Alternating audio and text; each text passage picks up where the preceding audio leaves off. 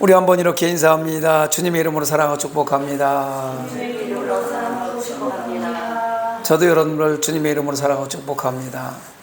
오늘도 좋은 일이 날 줄 믿으시기 바랍니다. 아멘. 오늘도 동영상으로 예배드리는 성산가족 여러분, 여러분들도 주님의 이름으로 사랑하고 축복합니다. 한번 따라합니다. 너희는 이 세대를 본받지 말고 오직 마음을 새롭게 함으로 변화를 받아 하나님의 선하시고 기뻐하시고 온전하신 뜻이 하나님의 선하시고 기뻐하시고 온전하신 뜻이 무엇인지 분별하도록 하라. 하라. 할렐루야. 분별의 영을 달라고 늘 기도하시고 잘 분별해서 하나님이 선하시고 기뻐하시고 온전한 뜻을 날마다 이루며 살아가는 저와 여러분의 삶이 되기를 간절히 소망합니다. 인간은 사회적 동물이라고 아리스토텔레스가 말하고 있습니다. 이 말은 인간은 무리를 지어서 살아갈 수밖에 없다는 것입니다. 혼자 살아갈 수 있는 방법은 인간에게는 없습니다. 그래서 무리를 지어서 살아가야 돼요. 특히 무리를 지어서 살아가다 보면 여러 가지 문제가 발생하고 힘들고 어려운 사람들을 만나게 되고 빈부의 격차도 겪게 되고 갈등도 겪게 되지만 그럼에도 불구하고 우리 인간은 무리를 지어서 살게 되어 있습니다. 이런 이야기가 있습니다. 멀리 있는 친척보다 가까이 사는 이웃들이 더 좋다. 그래서 이웃사촌이란 말이 있습니다. 하나님을 믿는 하나님의 백성들이 내 이웃에 어려움을 당하고 있는 사람들이 있다면 그 사람들을 보면서 구제하지 않고 내게 있는 것을 이것은 내일 쓸 거야, 다음 달에 써야 돼, 내년에도 나는 이것을 써야 돼 하면서 구제하지 않는 그런 손, 궁핍한 사람을 도와주지 않는 그런 사람, 그런 사람을 모르는 체하고 구제하지 않는 사람은 하나님께서 복을 허락하지 않는다고 말씀하십니다. 또 성도라면 당연히 내 옆에 힘들고 어려운 사람들이 있으면 구제해야 되지 않겠습니까? 내 미래만 생각해서 재산을 쌓아놓기만 한다면 어찌 예수님 안에서 한 몸이라고 얘기했던 성도라고 할 수 있겠습니까? 우리 민족은 일제강점기 시대를 지나면서 6.25를 지나면서 상당히 어려운 시기들을 살아왔습니다. 이럴 때마다, 이 어려운 시기를 살아올 때마다 하나님의 백성들이, 기독교가, 성도들이 민족의 어려움을 가장 앞장서서 담당하며 하나님의 복음을 전하기에 힘써왔습니다. 문명이 발달했습니다. 그러나 오늘날도 복음을 전하러 나가서 다니다 보면 여전히 어려운 사람들은 우리 주위에 존재하고 있습니다. 문명은 발달하고 의식주 해결은 된 것 같은데, 무언가 바라보면 풍요로운 삶을 살고 있는 것 같은데 여전히 우리 주변에는 어려움에 노출되어서 생명과 사망을 넘나드는 사람들이 존재하고 있습니다. 과연 성도인 우리는 요즘 어려운 이웃을 바라보면서 나누고 베풀고 구제하는 데 힘쓰고 있는지 묻고 싶습니다. 잠언서 11장 25절에 보니까 구제를 좋아하는 자는 풍족하여질 것이요 남을 윤택하게 하는 자는 자기도 윤택하여지리라 기록하고 있습니다. 신명기 15장 11절에 보니까 땅에는 언제든지 가난한 자가 그치지 아니하겠으므로 내가 네게 명령하여 이르노니 너는 반드시 내 땅 안에 내 형제 중 곤란한 자와 궁핍한 자에게 내 손을 펼치라. 구제는 하나님의 명령이라고 성경은 기록하고 있어요. 그래서 저는 오늘 마태복음 6장 2절로 4절 본문으로 해서 구제는 성도의 의무다라는 제목으로 은혜의 말씀을 나누려고 합니다. 가진 자들은요, 자신과 대조되는, 자신과 비교되는 가난한 사람들을 연약한 자로 취급하면서 멸시하지 말고 스스로 낮아진 마음으로 겸손해서 함께 살아가는 위치에 행동하고 함께 살아가는 공동체로서 인정하고 참여할 수 있는 여건을 만들어 나가야 될 줄 믿습니다. 부유한 위치에 있는 사람이 자기는 능력이 대단해서 그런 줄 알고, 모든 것이 하나님 주신 은혜임에도 불구하고 자기가 능력이 대단해서, 자기가 실력이 좋아서, 자기가 지혜로워서 부유한 위치에 있는 줄 알고 그런 생각을 가지고 가난한 자를 외면하는 사람들이 있어요. 그런 생각을 다 버려야 돼요. 성도는 특히 믿음의 공동체에서 함께 살아야 한다는 마음을 품어야 될 줄 믿습니다. 9개 가진 사람이 1개를 더 가지려고 한다는 속담이 있어요. 그래서 가진 자는 결단코 지나치게 가지려고 해서는 안 된다는 것입니다. 그것이 재물이든 그것이 권력이든 명예이든 지나치게 가지려고 했을 때 질서가 문란해지는 거예요. 뺏으려고 하는 사람, 지키려고 하는 사람, 부딪히고 갈등이 생기면서 문란해지는 겁니다. 부패가 생기는 거예요. 권모술수가 생기는 겁니다. 부자로 사는 사람들을 뭐라 그래요? 다 속된 말로 부자들은 도둑놈이라고 얘기하는 것이 왜 그러냐면, 정직하게 벌지 않고 권모술수로 어떤 수단과 방법을 가리지 않고 돈을 모으려고 하기 때문에 도둑놈이라는 소리를 듣는 거예요. 돈은 어떻게 벌어야 됩니까? 정직하게 벌어야 돼요. 쉽지 않습니다. 돈 버는 것을 정직하게 벌기 위해서는 쉽지 않아요. 쓰는 건 더 중요하죠. 쓰는 건 어떻게 쓰라고요? 하나님의 방법대로 쓰는 거예요. 정직하게 벌어서 하나님의 방법대로 쓰는 것이 성도의 의무입니다. 그것이 뭐냐면 구제하는 일을 하는 거예요. 하나님의 은혜로 부여함을 누리며 살아가는 성도들은 힘들고 어려운 삶을 살아가는 사람들에게 구제에 앞장서야 되는 거예요. 왜 세상에 수많은 사람들이 있는데 그리스도의 구제에 앞장서야 할까요? 또 구제를 어떻게 올바른 방법을 할 수 있을까? 몇 가지를 살펴보려고 합니다. 첫 번째, 왜 구제해야 되냐면 성도의 구제는 가난한 사람을 향하신 하나님의 명령이에요.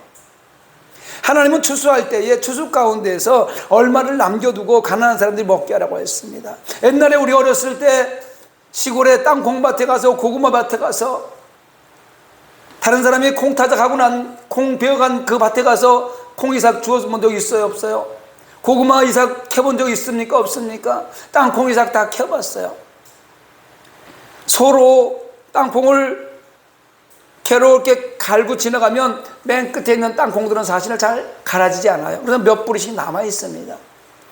진짜 부자들은 이거를 마저 캐가지 말고 남겨두라는 거예요.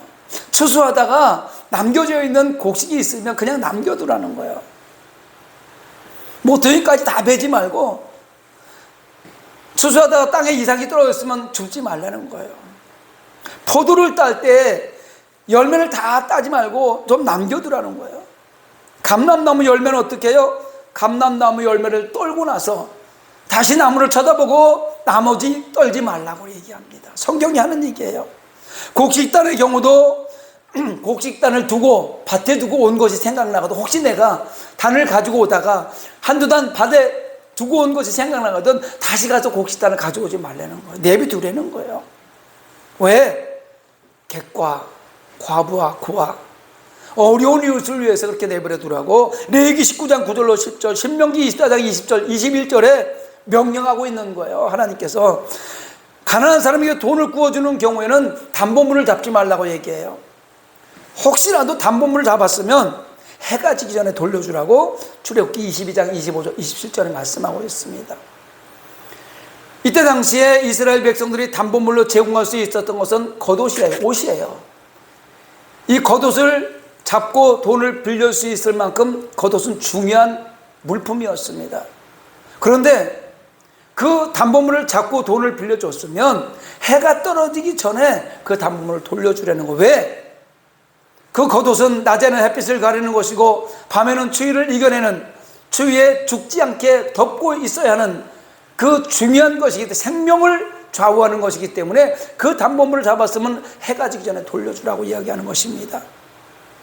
혹시 담보로 어려운 이웃의 옷을 해가 지기 전에 돌려줘서 그가 옷을 입고 자서 생명을 부지하면 그게 하나님 앞에서 의로움이 될 것이라고 성경은 기록하고 있는 거예요.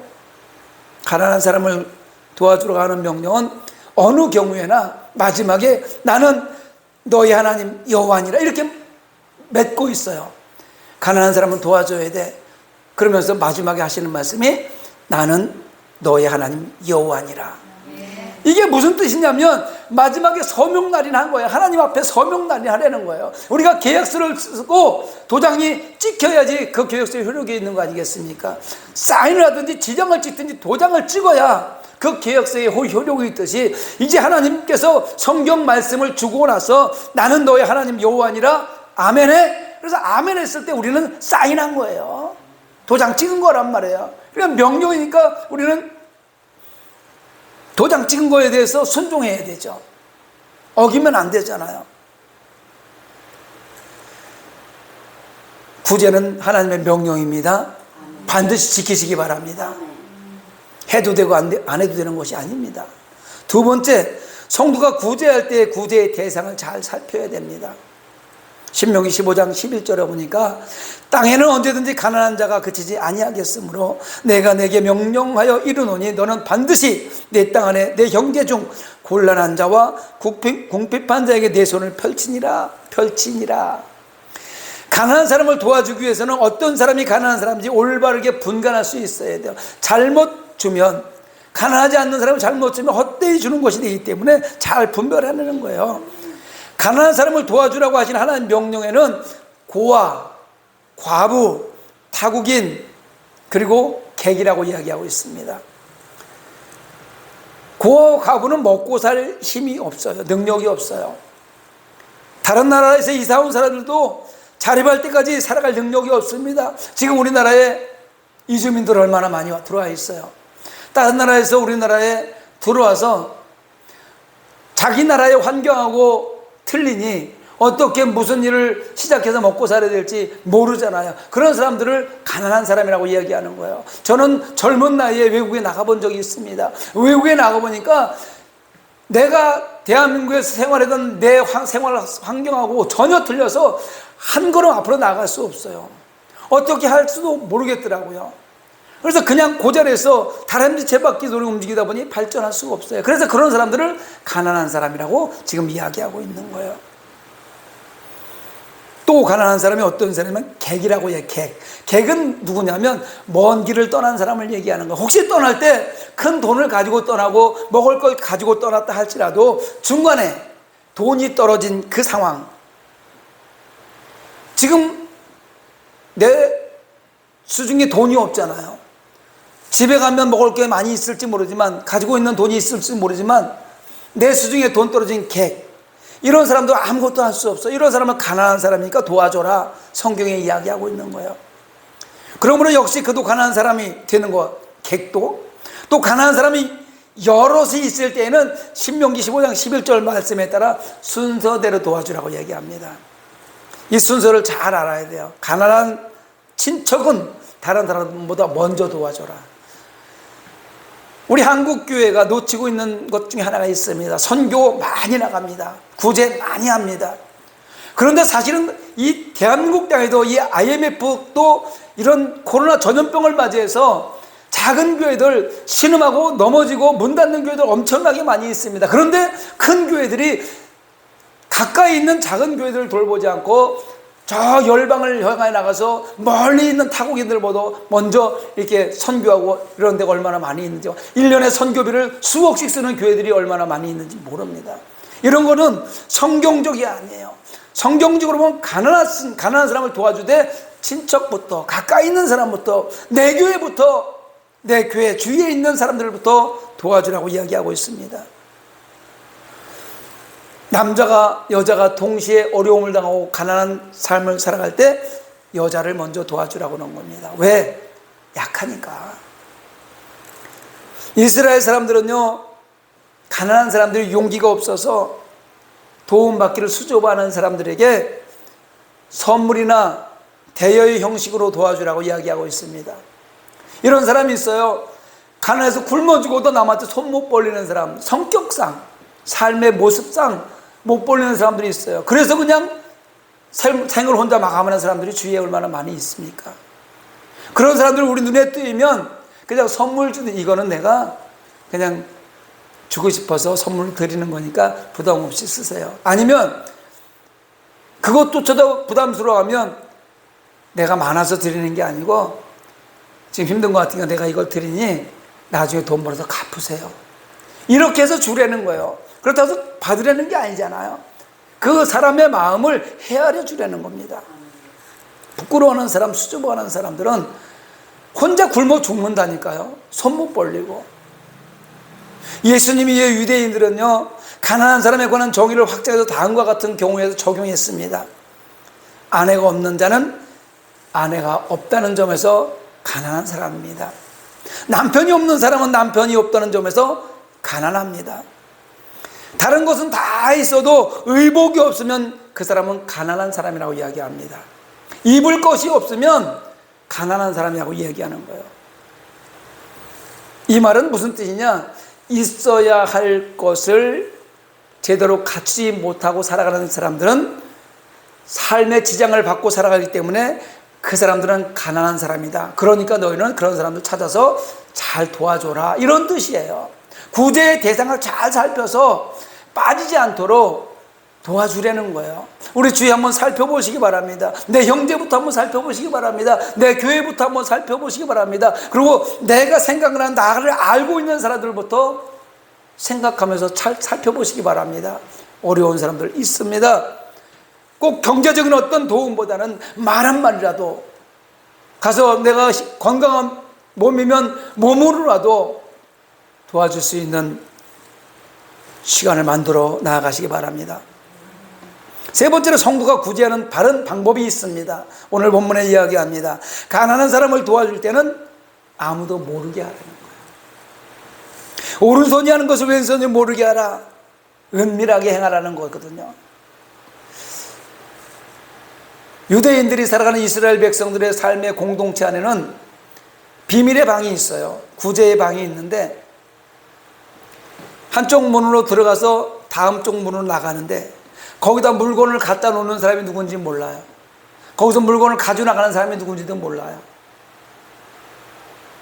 누가 갖다 놓고 누가 가져가는지 모르게끔 그런 비밀의 방, 그게 사랑의 방, 은밀한 방이거든요. 그러니까 네가 거기다 돈을 갖다 놓든지 조용히 갖다 놓고 가고, 가져가는 사람도 그냥 조용히 가져가서 쓸 만큼 가져가서 쓰고, 이런 방이 있다고 그래요. 이런 거 우리 한국교회에서 하나님의 백성들, 성도들이 이런 방법으로 구제와 선교를 아낌없이 했으면 좋겠습니다. 은밀하게 구제를 하라는 그 권면은 하나님을 기쁘시게 하기 때문에 그래요. 하나님께서는 성도가 은밀하게 구제의 의무를 다하면 반드시 하나님의 때에 갚아준다고 성경은 약속하고 있습니다. 제가 6월 첫 번째 주에도 하나님께 구워드리자라는 제목으로 말씀을 나누면서 구제에 대한 설교를 했습니다. 잠언서 19장 17절에 가난한 자를 구제하는 것은 여호와께 구워드리는 거라는 거예요. 그러니까 구워줬으니까 반드시 보상을 받을 수 있다는 거예요. 하나님의 때에 반드시 받을 수 있다는 것입니다. 잠언서 28장 27절에 보니까 가난한 자를 구제하는 데는 궁핍하지 아니하려니와 못 본 채 하는 데에겐 저주가 그리라. 이거 엄청난 극과 극이에요.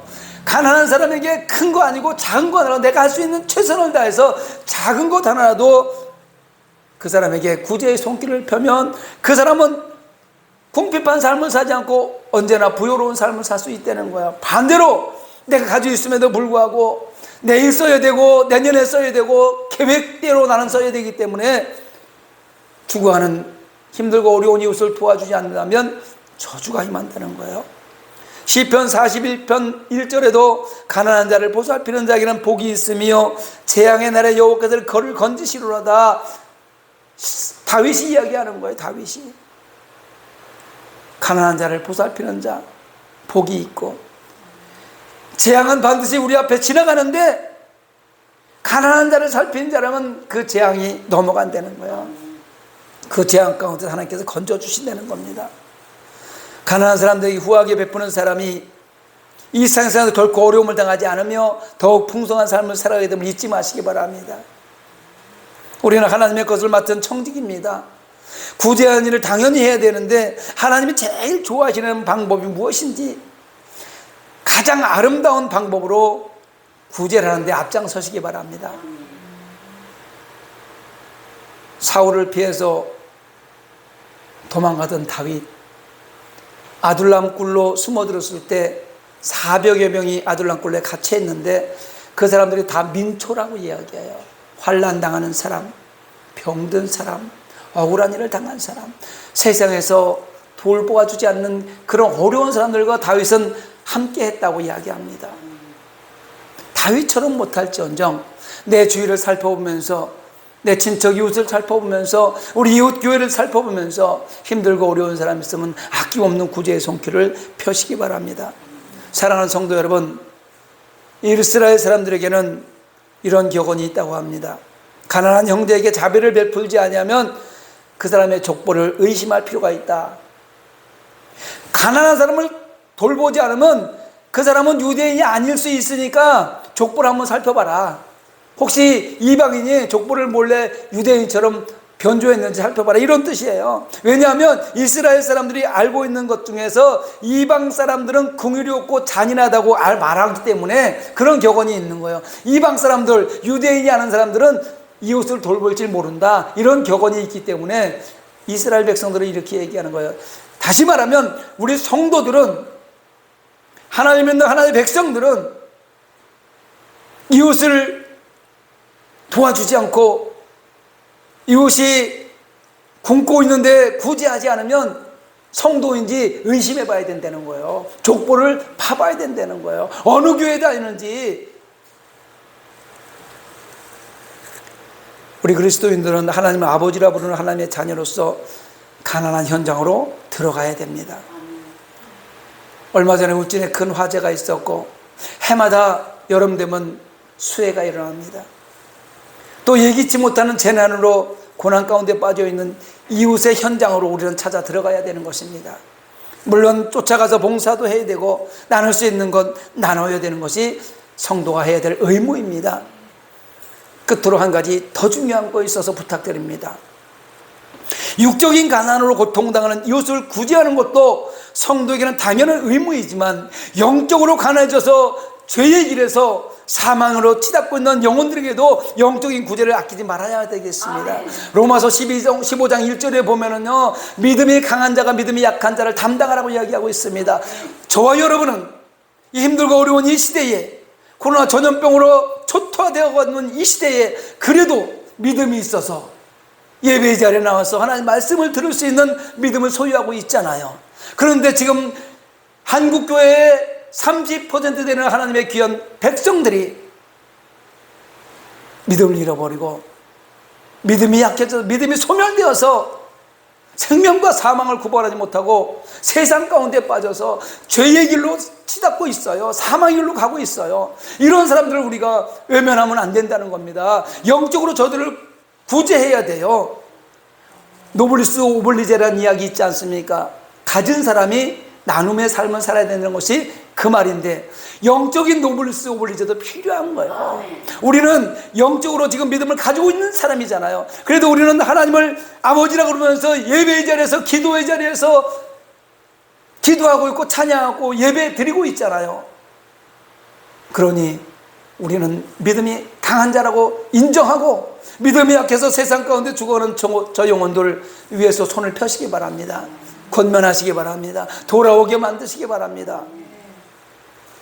성도는 영육 간의 가난한 현장 속에서 구제하는 하나님의 명령에 순종하면서 단 한 사람도 구제의 대상에서 제외되지 않도록 자세히 은밀하게 살펴서 구제의 손길을 펴므로써 성도의 의무를 다 완수하는 저와 여러분이 되기를 주님의 이름으로 축원합니다.